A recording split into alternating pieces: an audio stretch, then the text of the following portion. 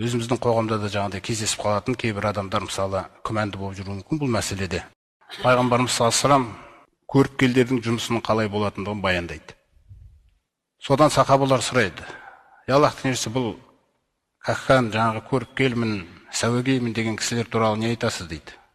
Сонда пайғамбарымыз айтады: "Иннахум лайсу фи шайин." Олар түкке татымайды дейді. Кіріспе сөзінің басында. Олар түкке татымайды дейді. Сосын ол адамдар айтады: "Кейде олар бізге бір нәрселерді айтады, сол айтқан нәрселері хақ болып қалады" дейді. Мұны қалай түсіндіресіз деп жатыр ғой енді. Пайғамбарымыз саллаллаху алейхи вассалам айтады: Аллах тағала қандай да бір істі шешкен кезде Жибрилге хабарлайды дейді сол істі.